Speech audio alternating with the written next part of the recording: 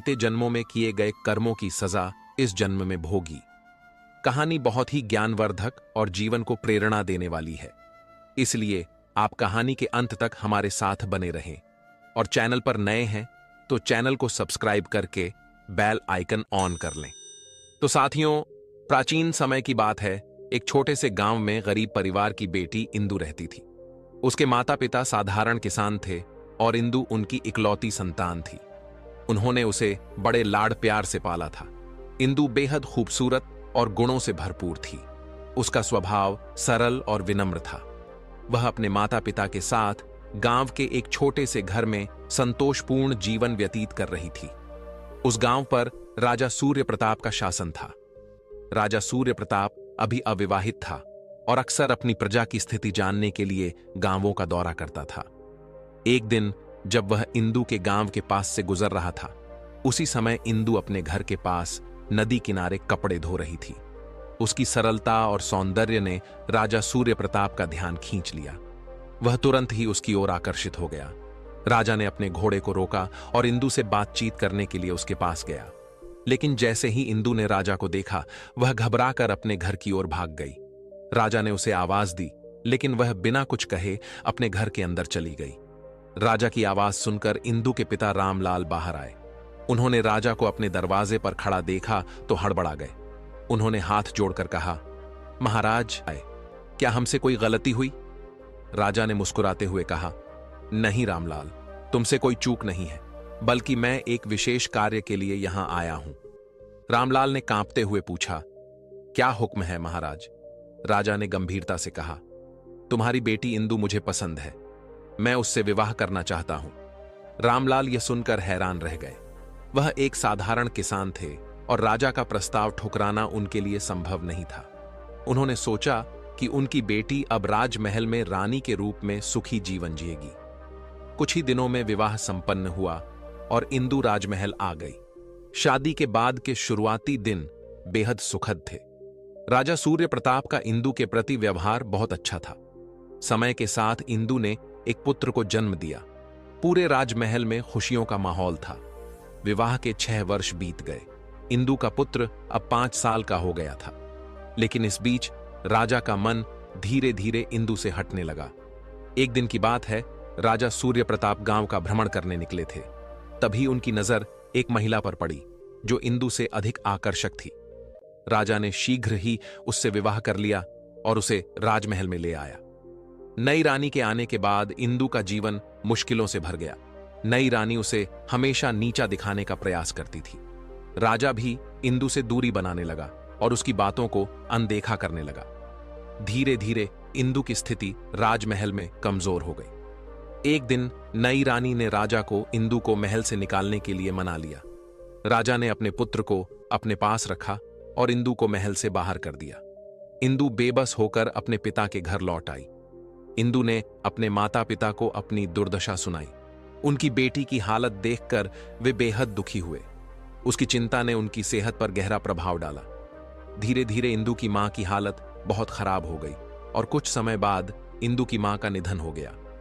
पत्नी की मृत्यु ने रामलाल को भी तोड़ दिया और वे भी संसार से चल बसे। इंदु अब पूरी तरह अकेली रह गई। उसे किसी सहारे की सख्त जरूरत थी, लेकिन वह अपनी पीड़ा व्यक्त करने की हिम्मत नहीं जुटा पाती थी। अकेलेपन ने उसे भीतर तक तोड़ दिया। कहते हैं साथियों, विपत्ति के समय धैर्य मनुष्य का सबसे बड़ा सहारा होता है।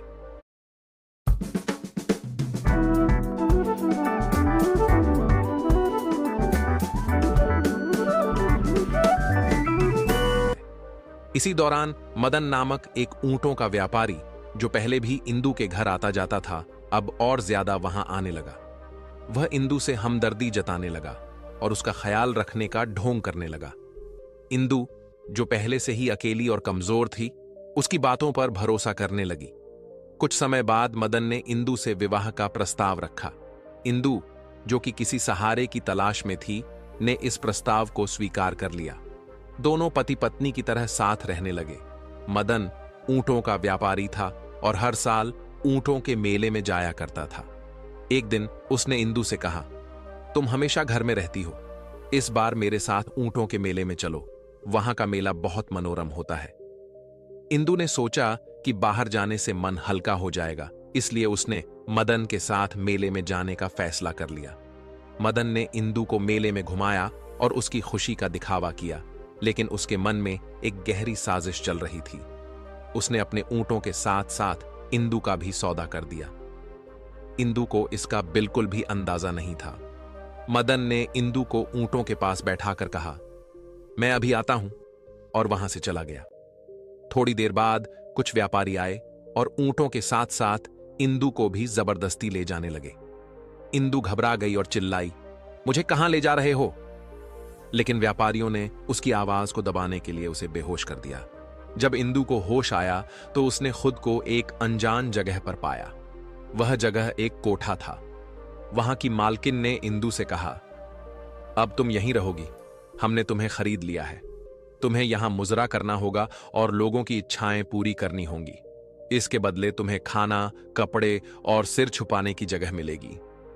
इंदु ने गुस्से में कहा, मैं यह सब कभी नहीं करूंगी। मालकिन ने ठंडे स्वर में जवाब दिया, अगर तुमने मेरी बात नहीं मानी तो तुम्हें भूखा रखा जाएगा और मारा जाएगा। तुम्हारे पास कोई और विकल्प नहीं है।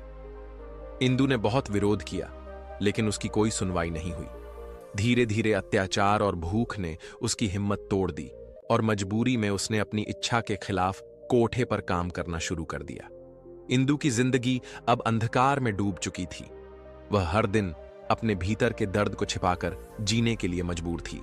इस बीच कोठे पर रहते हुए 15 साल बीत गए। अब उसकी उम्र करीब 40 साल हो चुकी थी। वह अभी भी सुंदर थी, लेकिन उसका चेहरा हमेशा उदासी से भरा रहता था। एक दिन 20 साल का एक राजकुमार, जिसका नाम रुद्र प्रताप था, कोठे पर आया।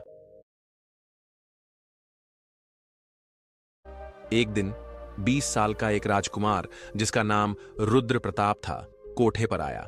उसने मालकिन से कहा, मुझे यहां की सबसे खूबसूरत महिला से मिलवाओ। मालकिन ने कई महिलाओं में से इंदु को दिखाया। राजकुमार ने इंदु को चुना और उसके कमरे में गया। कमरे में जाने के बाद इंदु ने उससे पूछा, तुम कौन हो और कहां से आए हो? राजकुमार ने मुस्कुराते हुए कहा, मैं रामगढ़ देश का राजकुमार रुद्र प्रताप हूं। मेरे पिता यहां के राजा हैं। यह सुनते ही इंदु के होश उड़ गए। उसकी आंखें चौड़ी हो गईं और वह जैसे पत्थर की मूरत बन गई।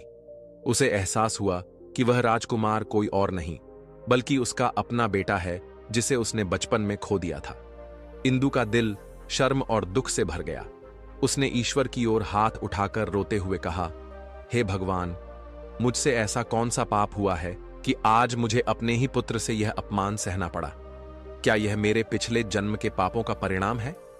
राजकुमार को इंदु के अजीब व्यवहार का कोई कारण समझ नहीं आया। उसने वहां से जाने की अनुमति मांगी। इंदु ने धीमी आवाज में कहा, तुम जा सकते हो। राजकुमार के जाने के बाद इंदु फूट फूट कर रोने लगी। वह खुद से सवाल करने लगी, मैंने ऐसा कौन सा पाप किया है कि मेरी जिंदगी में केवल कष्ट और अपमान ही आए? कहते हैं दोस्तों, कर्म चाहे अच्छे हों या बुरे, आज नहीं तो कल उसका फल भोगना ही पड़ता है। इसलिए हमेशा अच्छे कर्म करने चाहिए। राजकुमार रुद्र प्रताप से मिलकर इंदु के जीवन में एक और गहरा घाव जुड़ गया। वह कमरे में अकेली बैठी रही और उसकी आंखों से आंसू रुकने का नाम नहीं ले रहे थे। उसने अपना सिर दीवार से मारा और रोते रोते थक गई। आज मैं आपके साथ शेयर करने वाली हूँ मिंत्रा से खरीदे हुए कुछ कुर्ता सेट्स और टॉप का रिव्यू। ये जीन्स और टॉप दोनों ही मैंने मिंत्रा से ली थी और जितने भी प्रोडक्ट अगर टैगिंग में अवेलेबल हुए तो मैं टैग कर दूंगी, अदरवाइज इनकी फुल वीडियो ना आप और रोते रोते थक गई। थोड़ी देर बाद कोठे की मालकिन उसे देखने आई। उसने सोचा कि शायद राजकुमार इंदु को कोई बहुमूल्य उपहार देकर गया होगा, लेकिन जब वह कमरे में पहुंची तो उसने इंदु को बेहद उदास और रोते हुए पाया। मालकिन ने पूछा, क्या हुआ इंदु? आज तो राजकुमार आया था, तुम्हें खुशी होनी चाहिए। क्या उसने तुम्हें कोई उपहार नहीं दिया? इंदु ने रोते हुए कहा, हां, उसने उपहार दिया है, लेकिन ऐसा जख्म दिया है जो कभी नहीं भर सकेगा। यह घाव मेरे जीते जी मेरे साथ रहेगा। मालकिन हैरान होकर बोली, ऐसा क्या हुआ है, मुझे बताओ। इंदु ने थोड़ा संकोच किया, लेकिन फिर धीरे धीरे अपनी पूरी कहानी मालकिन को सुनाई। उसने बताया कि राजकुमार रुद्र प्रताप कोई और नहीं बल्कि उसका अपना बेटा था जो बचपन में उससे दूर हो गया था। आज उसी बेटे के सामने अनजाने में उसे अपमानित होना पड़ा। मालकिन यह सुनकर चकित रह गई और बोली, यह मैंने कभी नहीं सुना। तुम्हारे साथ बहुत बड़ा अन्याय हुआ है। मैं तुम्हें यहां रहने के लिए मजबूर नहीं करूंगी। इंदु ने मालकिन से गिड़गिड़ाते हुए कहा, मालकिन, मुझे यहां से जाने दीजिए। मैं कोई छोटा मोटा काम करके अपनी जिंदगी जी लूंगी, लेकिन अब मैं यहां नहीं रह सकती। मालकिन ने कुछ देर सोचा और कहा, तुमने यहां रहकर बहुत कष्ट झेले हैं और मेरे लिए बहुत पैसा भी कमाया है। जितने पैसों में मैंने तुम्हें खरीदा था, तुमने उससे कई गुना ज्यादा मुझे कमाई दी है। और आज जो तुम्हारे साथ हुआ, उसने मुझे अंदर तक हिला दिया है। तुम अब आजाद हो, तुम जहां चाहो जा सकती हो। अगर कभी मेरी जरूरत पड़े तो मुझे याद करना। इंदु ने मालकिन को धन्यवाद दिया और कहा, अब मुझे और क्या कष्ट झेलने हैं, ये जानने के लिए ही मैं जिंदा हूं। मैं हार नहीं मानूंगी। इंदु कोठे से बाहर निकल आई। उसके पास ना तो रहने का कोई ठिकाना था और ना ही खाने का कोई साधन। वह कुछ दिनों तक सड़कों पर भटकती रही।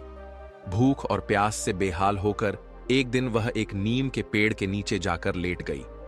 हालत इतनी खराब हो गई थी कि गली के कुत्ते उसके पास आकर उसका चेहरा चाटने लगे, लेकिन इंदु को इसका कोई एहसास नहीं था। उसी समय एक दयालु महिला जो दूध और छाछ बेचती थी, वहां से गुजर रही थी। जब उसने इंदु को इस हालत में देखा तो उसके दिल में दया आ गई। उसने कुत्तों को भगाया और इंदु को उठाया। उसने पूछा, तुम कौन हो बहन? तुम्हारी ऐसी हालत कैसे हो गई? लेकिन इंदु का गला सूख चुका था। वह कुछ बोल नहीं पाई। महिला ने तुरंत अपना गिलास निकाला और उसमें दूध भरकर इंदु को पिलाया। इंदु ने थोड़ा दूध पिया और कुछ दूध उसके मुंह से बाहर गिर गया। महिला ने कहा, तुम मेरे साथ चलो, मेरे घर आओ। वहां नहाओ, खाओ और आराम करो। तुम इस हालत में यहां नहीं रह सकती। इंदु ने कोई प्रतिक्रिया नहीं दी, लेकिन महिला ने उसे सहारा देकर अपने घर ले जाने का फैसला किया। महिला ने इंदु को अपने घर लाकर उसे नहलाया, अच्छे कपड़े पहनाए और खाना खिलाया। धीरे धीरे इंदु को होश आया। महिला ने प्यार से पूछा, बहन, अब बताओ तुम कौन हो और तुम्हारे साथ क्या हुआ? इंदु ने सिर झुका लिया और वह अपनी पूरी कहानी बताने से हिचक रही थी, लेकिन महिला के प्यार और सहानुभूति ने उसका मन खोल दिया और उसने अपनी जिंदगी के सारे दुख महिला को सुना दिए। महिला की आंखों में आंसू आ गए और उसने कहा, तुम मेरी बहन हो। मेरा पति अब इस दुनिया में नहीं है और मैं अपने बेटे के साथ अकेली रहती हूं। तुम मेरे साथ रहो, हम मिलकर अपना जीवन काटेंगे। इंदु ने कहा, मैं तुम्हारे लिए बोझ नहीं बनना चाहती। मेरे जीवन के कांटे तुम्हें भी चुभ सकते हैं। मैं अकेली ही ठीक हूं। महिला ने उसके कंधे पर हाथ रखा और कहा, बहन, दुख बांटने से कम होते हैं। तुम मेरी चिंता मत करो। मेरे साथ रहोगी तो हम मिलकर सभी मुश्किलों का सामना करेंगे। इंदु ने महिला की बात मानी और उसके साथ रहने लगी। इंदु घर के कामों को संभालने लगी, जबकि मालती दूध बेचने जाती थी। अब परिवार में एक सदस्य और जुड़ गया था, इसलिए मालती को ज्यादा मेहनत करनी पड़ती थी। इंदु ने यह सब देखा और एक दिन मालती से कहा, बहन, अगर मैं भी तुम्हारे साथ दूध और छाछ बेचने जाऊं तो हमारा गुजारा बेहतर हो सकता है। मालती ने मना किया, तुम घर पर ही रहो, बाहर का काम मेरे लिए ठीक है। इंदु मुस्कुराते हुए बोली, हम दोनों मिलकर मेहनत करेंगे तो पैसे भी ज्यादा मिलेंगे और तुम्हारा बोझ भी कम होगा। अंततः मालती मान गई। अब दोनों मिलकर काम करने लगीं। सुबह बच्चे को स्कूल भेजने के बाद दोनों दूध बेचने जाती और बच्चे के लौटने तक घर का काम भी निपटा लेती। 3 महीने इसी तरह बीत गए। एक दिन मालती दूध बेचने जा रही थी, जब अचानक रास्ते में उसका संतुलन बिगड़ गया और दूध का घड़ा गिरकर टूट गया। मालती जमीन पर बैठकर रोने लगी और बोली, अब क्या करूं? आज सारा दूध बर्बाद हो गया। इंदु ने उसे संभालते हुए कहा, बहन, दूध के लिए क्यों दुखी हो रही हो? मेरा पूरा जीवन तो नष्ट हो चुका है, फिर भी मैं खड़ी हूं। चलो घर चलते हैं। क्या खाना था? बढ़िया। राजमा तो सब बैठे और मम्मा अकेले काम कर रही है। अरे ये क्या? सोचा आपकी मदद कर दूं।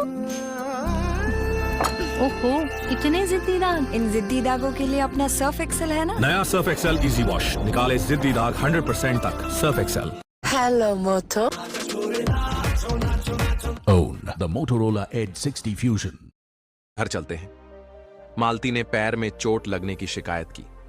इंदु ने उसे सहारा देकर घर पहुंचाया और हल्दी तेल लगाकर उसकी पट्टी की। अब दूध बेचने का सारा काम इंदु अकेले संभालने लगी, क्योंकि मालती की चोट ठीक नहीं हो रही थी। कुछ दिन बीत गए, लेकिन जख्म बढ़ता ही गया। अब मालती का शरीर कमजोर होने लगा था। इंदु दिन रात उसकी सेवा करती, बच्चे का ख्याल रखती और बाहर का काम भी संभालती। धीरे धीरे 6 महीने बीत गए। एक दिन मालती की हालत बहुत बिगड़ गई और उसने अपनी आखिरी सांस ली। इंदु के लिए यह बहुत बड़ा झटका था। मालती ने उसे अपनी बहन माना था और अब वही बहन उसे छोड़कर चली गई थी। मालती के बेटे की देखभाल अब इंदु की जिम्मेदारी थी। बच्चा अपनी मां की मौत के बाद चिड़चिड़ा और उदास रहने लगा। वह बार बार अपनी मां के बारे में पूछता। इंदु उसे समझाती, तुम्हारी मां भगवान के पास गई है, वह कुछ दिनों में वापस आ जाएंगी। धीरे धीरे बच्चे ने इंदु को अपनी मां मान लिया। समय बीतता गया और बच्चा बड़ा हो गया। अब वह 16 साल का हो चुका था और काम में इंदु की मदद करने लगा। एक दिन लकड़ियां लेने के लिए इंदु और मालती का बेटा पास की पहाड़ी पर गए। वहां एक सूखा पेड़ था, जिसकी लकड़ियां काटने के लिए इंदु उस पर चढ़ गई। लकड़ी काटते समय जिस टहनी पर वह खड़ी थी, वह टूट गई। इंदु नीचे गिरते हुए पहाड़ी से लुढ़ककर घने जंगल में गिर गई। बेटा यह देखकर घबरा गया और उसने पहाड़ी के नीचे झांका, लेकिन इंदु कहीं नजर नहीं आई। डर और घबराहट में वह गांव लौट आया और सबको यह बात बताई। इंदु पहाड़ी से गिरकर दलदल में फंस गई थी। वह गर्दन तक दलदल में ढंसी हुई थी। 5 दिनों तक उसने वहां संघर्ष किया। जंगली जानवर उसके पास आते, लेकिन दलदल में होने के कारण वे उससे दूर रहते। एक दिन आदिवासियों का एक झुंड वहां से गुजर रहा था। उन्होंने इंदु को दलदल में फंसा देखा और बड़ी मुश्किल से उसे बाहर निकाला। वह अब भी जीवित थी, लेकिन वह गंभीर रूप से घायल थी। उसके दोनों पैर टूट चुके थे। आदिवासियों ने उसे अपने कबीले में ले जाकर उसकी देखभाल शुरू की। इंदु को आदिवासियों ने दलदल से तो बचा लिया था, लेकिन उसकी हालत गंभीर थी। उसके पैरों की हड्डियां इतनी बुरी तरह टूट चुकी थीं कि उन्हें ठीक करना संभव नहीं था। आदिवासियों ने उसका उपचार किया, लेकिन उसकी दोनों टांगें काटनी पड़ी। इंदु ने इस बात को ईश्वर की इच्छा मानकर स्वीकार कर लिया। धीरे धीरे वह आदिवासियों की भाषा और इशारों को समझने लगी। वहां की एक बुजुर्ग महिला, जो ध्यान और आध्यात्मिक विद्या में निपुण थी, इंदु का बहुत ख्याल रखती थी। इंदु को पता चला कि वह महिला एक विशेष ध्यान विधि जानती थी, जिससे व्यक्ति अपने अतीत को देख और समझ सकता है। इंदु ने जिद की कि वह अपने पूर्व जन्म के बारे में जानना चाहती है। बुजुर्ग महिला ने उसे समझाया, यह ठीक नहीं होगा। अपने अतीत में झांकने से अक्सर व्यक्ति वर्तमान में भी शांति खो देता है। जो प्रकृति ने भुला दिया है, उसे भूल जाना ही बेहतर होता है। लेकिन इंदु ने अपनी बात पर जोर देते हुए कहा, मैं जानना चाहती हूं कि मेरे जीवन में इतने दुख क्यों हैं। मैंने